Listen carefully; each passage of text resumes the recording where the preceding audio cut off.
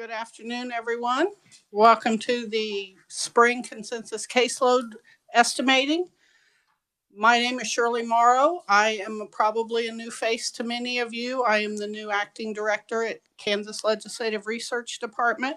So since this is my first consensus revenue estimating, I just want to take 2 minutes and talk about the process and thank a whole bunch of people that helped me with my first one. There have been numerous meetings over the last 2 weeks.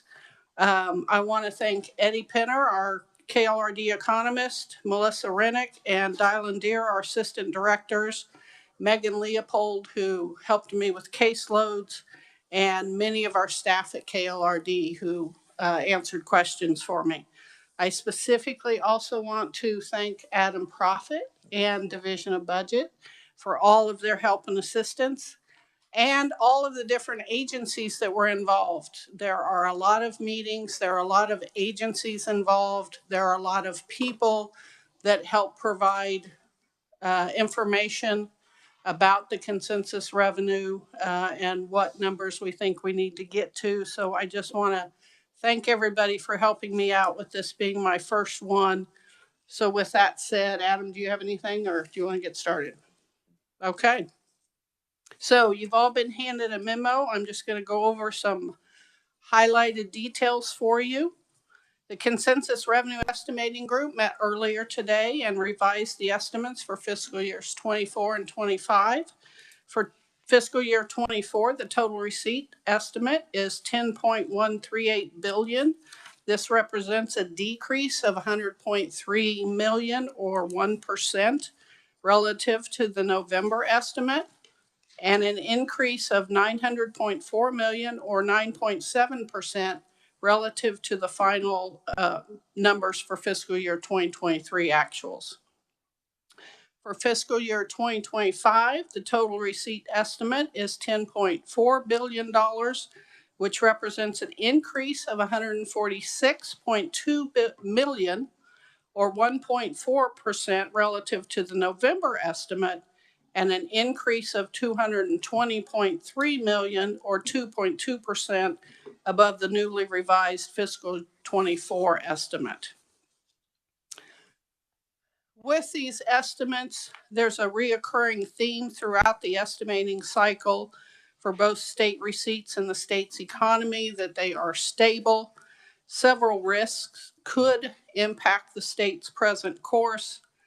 The risks to the economy include elevated inflation, which we are monitoring, sustained high interest rates, global geopolitical risks that could provide potential impacts for various commodity prices, and price declines in many agricultural commodities that began last summer.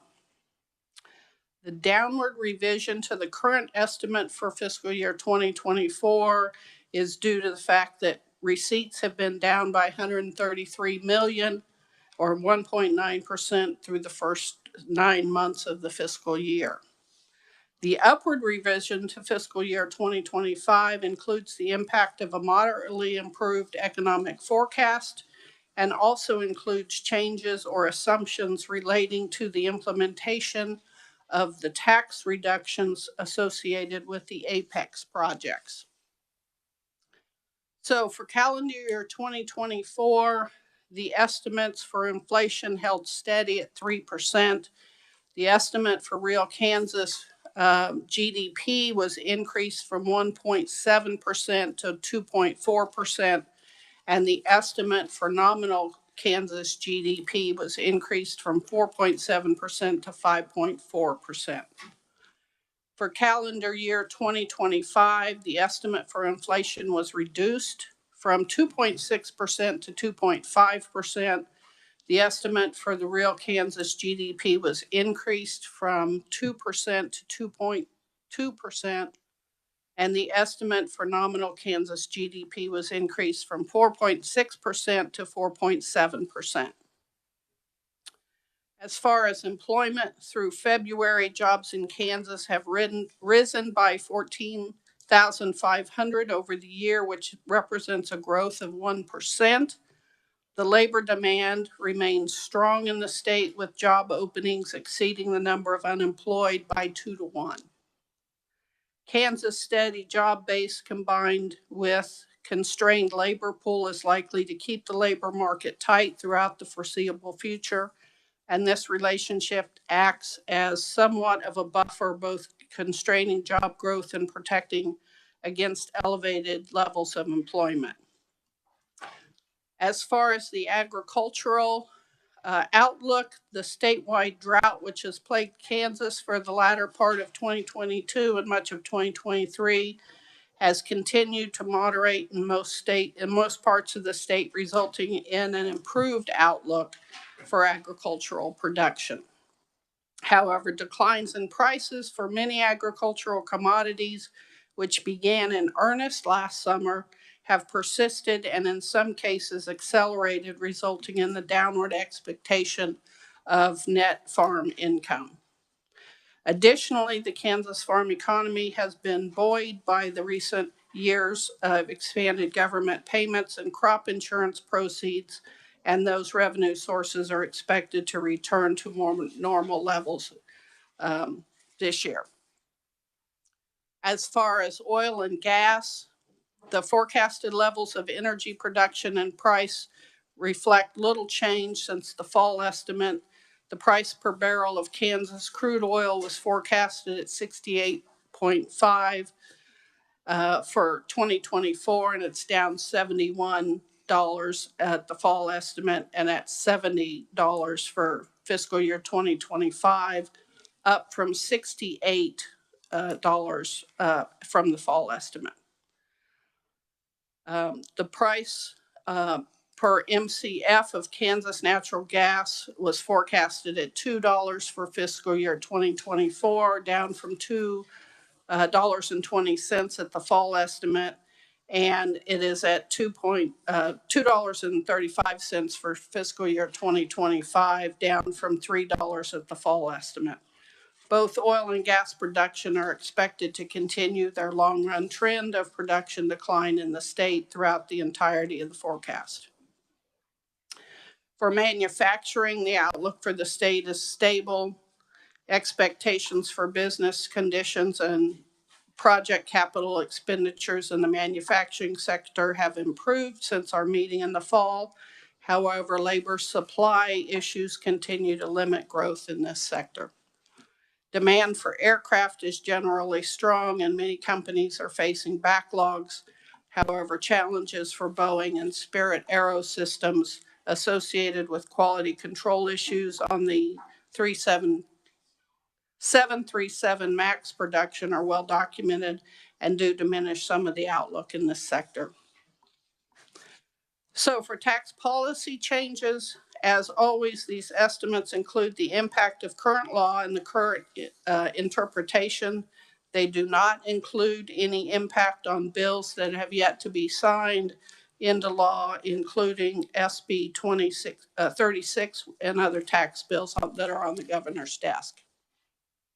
One key change the group did make relative to our previous assumptions related to changes in law is to delay the assumed implementation of the second corporate income tax rate reduction for the tax year of 2025 to tax year 2026 due to delays at the federal level associated with the CHIPS Act funding for the Integra project. The Apex bill required construction to have commenced by June 30th in order for the rate reduction to occur and the following tax year, and it no longer seems likely that construction will commence by that date. Again, I want to thank everybody who helped, all the agencies and all the different people who sat at the tables and all the different meetings to help come up with these estimates for 24 and 25. And Adam, do you have anything that you want to add to it? Yeah, thank you, Shirley. Appreciate the overview there. You did a fine job of covering everything. I want to echo your comments about thanking the multitude of folks that helped us, literally dozens of individuals that attend all the pre-meetings and the main meeting and everything else. So certainly a group effort. And I've partnered with you on other topics for a number of years, and certainly happy to partner with you on this now. You filled in admirably and have come up to speed, so I appreciate that. As mentioned, I think maybe the story with these is we're making very little changes. $100 million decrease in the current fiscal year, fiscal 24, is about a 1% decline relative to the previous forecast. I'd say that means we had a pretty tight forecast last time. And the changes to fiscal 25 are showing about 1.4% increase. But for the movement of the Apex credit that shifts out into fiscal 26, we would have effectively held fiscal 25 flat. So again, the story is not a whole lot of shifting in the revenue forecast. The team has done a great job over the past couple of cycles of tightening our forecast, and we seem to be tracking relatively closely, absent the $100 million decline this year, which again represents only about 1% of the total revenues. So with that, time's yours. If you can come to the mic, John, I'm sorry, if you can introduce yourself just for, as long as you cut yourself off appropriately. It's on. Hello. I'm John Hanna with the Associated Press.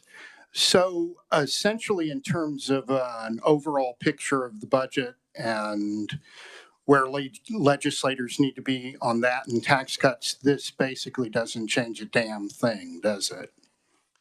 Appreciate the question. The revenue forecast, as we said, remains relatively tight compared to the previous forecast. During part of this process, we also update the consensus caseload process for human services and for education.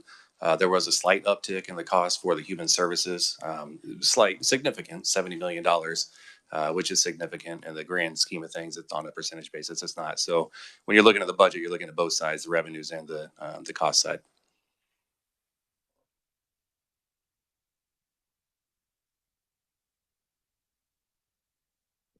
Jason Alatud with the Topeka Capital Journal.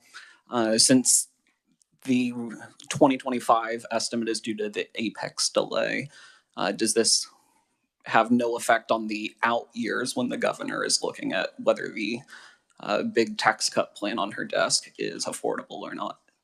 Yeah, thank you for the question. As we mentioned, the reduction of Apex credits in fiscal 25 did just shift to fiscal 26 and beyond. So it effectively has no impact to the out years. As it relates to the governor's decisions and reviewing out years, these numbers are maybe 30 minutes old, so we haven't had a good opportunity to sit down and review them. I'm sure that she's going to want to sit down with me and the team and review all the out year numbers over the next couple of days, and she'll make a determination at that point in time as what that means. Have you made a recommendation at this point to the governor on whether the tax cut plan passed by the legislature is too expensive or not? Second bite of the apple. Appreciate it. Again, these numbers are 30 minutes old. We're still wrapping our heads around this, and we'll need to sit down and make sure that our out year profiles are ticked and tied. At that point, I'll make the appropriate recommendation, and ultimately it's her decision as to what to do.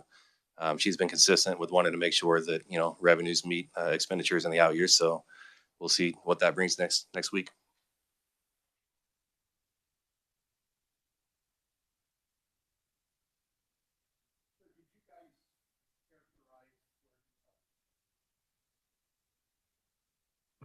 Nobody can hear me from back there.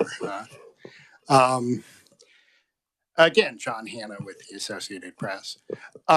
So I missed it because I came in a few minutes late, but did you guys have an overall description of where the economy is and where it will go over the next 15 months? So one of the statements was that for fiscal year 2024, we remain very stable. For fiscal year 2025, we do have an uptick. We see growth in the economy, but everything relatively stable at this point.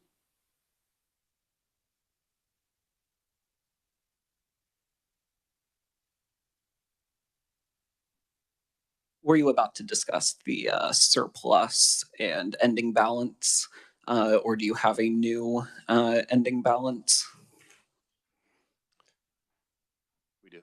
We have a profile that Dylan's going to pass out for you.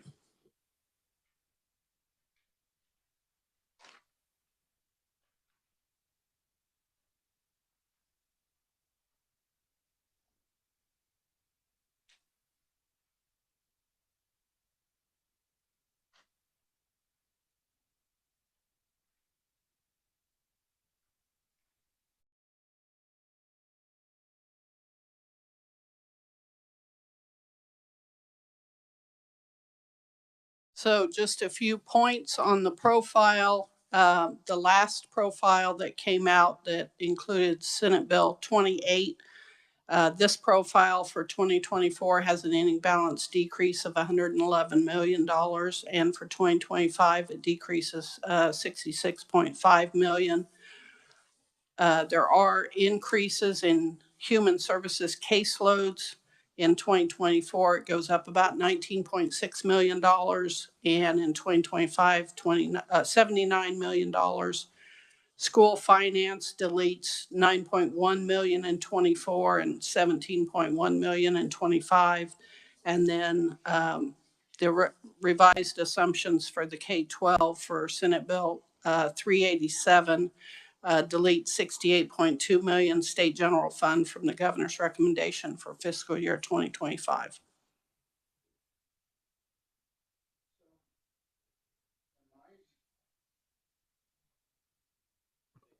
Am I reading this profile correctly? There is a line here for House Bill 2036, which is the tax bill. That is on the profile. I think this is to remain consistent with, and I don't want to speak for KLRD, so to remain consistent with what has been passed out, probably to legislators, assuming the impact of 2036 should it move forward. And Dylan, if you have something else you'd like to add, or Shirley. So yes, that's correct. So there are adjustments to the capital improvements transfer, okay, which is now a demand transfer, and demand transfers are reflected as expenditure adjustments, and so that's why you see as an expenditure line on this profile. And there's some slight adjustments because what was passed in 2036 is slightly different than what was originally in the governor's recommendation.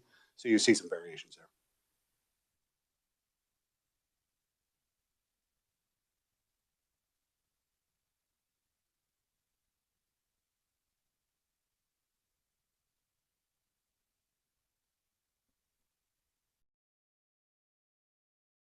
All right. If there are no further questions, thank you very much. Thank you.